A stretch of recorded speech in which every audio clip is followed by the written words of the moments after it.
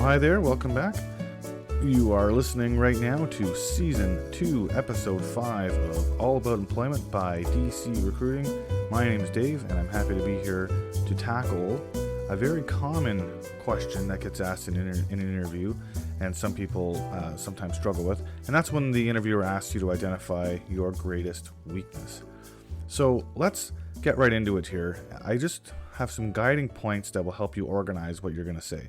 So number one, just remember that this is a canned answer question. If you've listened to some of my other episodes, you'll know that a canned answer is something you should prepare ahead of time, because you know you're always going to get asked something like, what is your greatest weakness?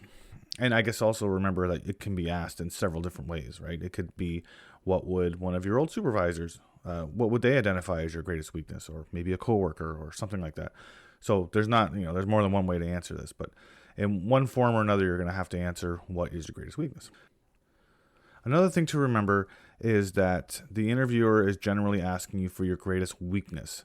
Sometimes people get nervous and they will go and mention multiple things, maybe 2 or 3 things. Now they're asking you what you're, generally speaking, okay, it's going to be what your greatest weakness is. So just one thing and focus on that. Now, whatever you pick to have as your weakness that you're going to talk about, it should not be related to the job you're going for. So if you're going for a customer service job, then probably not a good idea to say that you don't like people, something like that. Okay, so make sure it's not related to the job that you're going for whenever possible. And most of the time it will be possible. Another thing to remember about what you pick, try to make sure it's a hard skill. So a hard skill, something you can be taught. So pick something not related to your job, the job that you've applied for and that you're interviewing for, and try your best to make sure it's a hard skill. Very, very important. And the last thing is, the last point that I want to bring up before we go into an example here, is to always put a positive spin on your answer. Whenever you have to say something negative about yourself or somebody else in an interview, for that matter, you should put a positive spin on it. And I'm going to show you how in a minute, so just remember those points. Moving into an example, I'll use an example from my past because it's easier to bring forward in my mind anyway. I am HR trained. I'm a human resources person, and I did a lot of not-for-profit stuff as an employment counselor. Awesome. So whenever I got asked to identify my greatest weakness, I always picked on accounting because it's true. I don't like accounting. I can do it, but I really don't like it. And it's not a strong part of my skill set anyway. So I would say, okay, well, I never really understood accounting and how it sort of fits into the process. So there you go. So there's what I've identified. It's not it's not part of my job description, and it can be a hard skill. I can learn how to do accounting.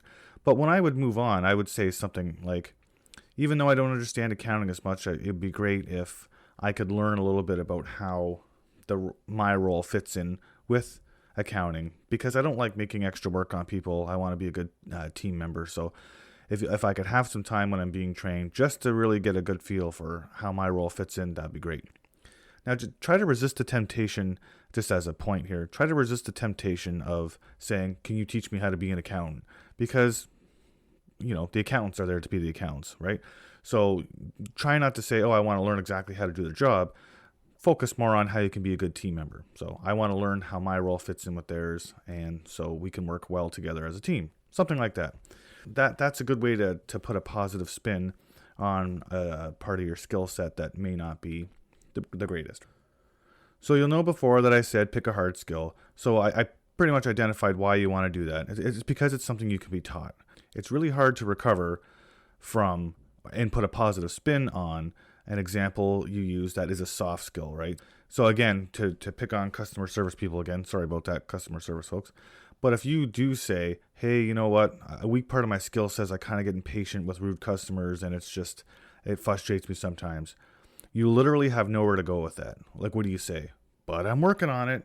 It's really hard to recover from that. A hard skill is always best, and then not related to your job, right? Because if in this customer service example, the person going for that job identified something that is directly related to their job. So you can see how those things sort of fall into place. So try it out. Think of some examples that are relevant to, where you work and the sector that you're working in. And, if you want to shoot me an email or something, give me some examples, something else that I can use in my episodes going forward, that'd be great. Other than that, that's really all I have for you today. It's a nice short one. My last few have been a little bit longer. I hope you have a great rest of your day, and tune in next time for more of All About Employment by DC Recruiting. Have a great day. Until next time.